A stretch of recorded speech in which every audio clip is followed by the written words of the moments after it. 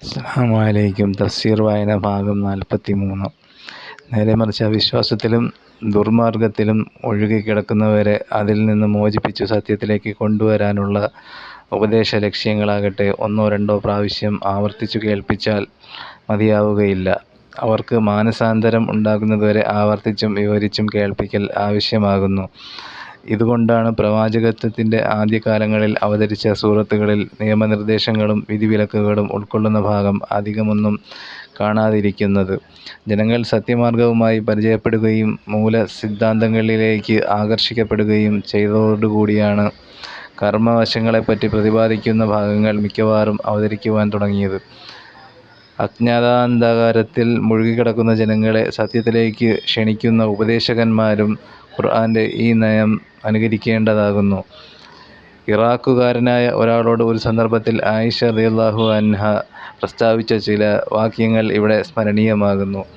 ആ വാക്യങ്ങളുടെ സാരം ഇപ്രകാരമാണ്: നബി സല്ലല്ലാഹു അലൈഹി വസല്ലമയ്ക്കു ആദ്യമായി അവതരിച്ച മുഫസ്സലായ ചെറിയ സൂറത്തുകളിൽ ഒന്നായിരുന്നു.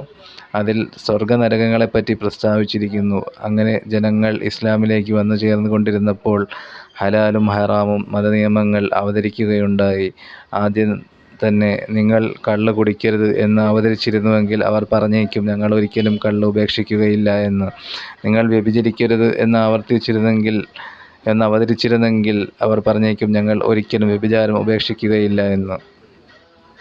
ഞാൻ കളിച്ചു നടക്കുന്ന ഒരു പെൺകുട്ടിയായിരുന്ന കാലത്ത് എൻ്റെ ചെറുപ്പത്തിൽ തന്നെ മക്കയിൽ വെച്ച് മുഹമ്മദ് നബി സല്ലല്ലാഹു അലൈഹി വസല്ലമയ്ക്ക് ഈ വചനം അവതരിച്ചു: ബൽ സ്സാഅതു മൗഇദുഹും വസ്സാഅതു അദ്ഹാ വഅമറു.